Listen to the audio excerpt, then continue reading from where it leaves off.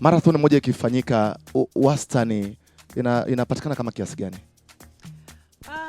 Hutegemea wingi wa wadau, lakini marathon iliyopita kwa mfano kama labda milioni 300 hivi inapatikana kwa marathon moja ikifanyika. Inaweza kupatikana Charles Yes. Kwa hiyo na wewe ndio maana huwa ni muhimu ujiandikishe na tunahamasisha wananchi wajiandikishe ili kazi zetu zizidi kukua ziwe nyingi zaidi. Kwenye upande wa kutumia hizo fedha kwa ajili ya kusaidia makundi mbalimbali, kuna mikopo ya pikipiki umekuwa ukitoa, lakini mikopo ya bajaji. Nitaka nijue mpaka sasa hivi kwa takwimu zilizopo ni pikipiki ngapi zimekopeshwa na bajaji ngapi zimekopeshwa?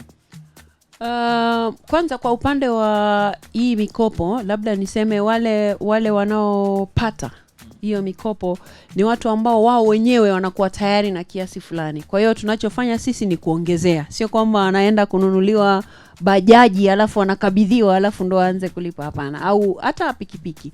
Kwa hivyo ni watu ambao wanakuwa kwa kweli ameshajisogeza mahali, lakini anahitaji tu kusogezwa kidogo ili afikie pale mwisho ambapo anapataka. Kwa hivyo unaweza kugundua ni watu ambao huwa wanasaidiwa kwa kiasi kidogo, alafu hicho kidogo yeye atakirejesha.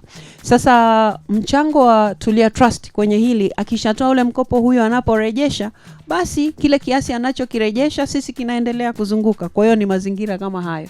Lakini hata hicho kinachotolewa hakihesabiki kwamba kinatolewa kama mkopo mwingine anavyoenda kuchukua mkopo wa biashara.